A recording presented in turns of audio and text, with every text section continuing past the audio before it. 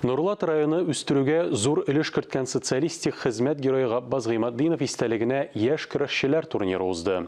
Ярышта 12 районнан 160-тан артык көрәшче бил алышты. Хөкемдарлар һәм кунаклар көрәшчеләрнең һәр хәрәкәтен, һәр алымын дулкынланып күзәтә. Финал ярышында һәр минут хәлиткеч. Барысы да гадел булырга тиеш. Бәхәскә урын калмый. Көрәш видеоязмага төркәлеп бара. Бу Россия беренчелегенә сайлап алу турыда. Көрәшчеләр яшь булсалар да, тиз генә бирешә торганнардан түгел. Татарстанның иң кече көрәшчеләре инде. Чөнки Россия беренчелегенә барып сайлап алу ярышлары булгач та инде бөтен килгәннәр, көрәштеләр.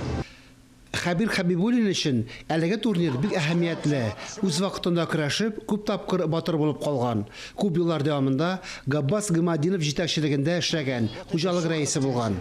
Турнирны оештыру район тарафыннан, Билбау көрәш федерация тарафыннан ул бик дөрес эшләнгән эш дип саныйм. Ул яшь үсмерләр өчен, яшь киләчәк буын өчен бик кирәк. Турнирда иң күп катнашучылар Әлки һәм Нурлат районнарыннан. Һәр командада 20 спортчы. Тренер Рамис Газаиров һәм аның көрәшче улы Рафис өчен бу турнир аеруча истә калырлык. Габбас Кемиш безнең бит Нурлатның горурлыгы, кичкәнчәктән белеп үстек, иштеп үстек аның турында. Шуңа күрә дә аның истәлегенә узган турнирда җиңәсе килә инде. 46 килограммда көрәштем. Көрәшергә бик авыр түгел иде. Столоклары буенча яшь көрәшчеләрне, тренерларны төрле номинацияләрдә бүләкләделәр.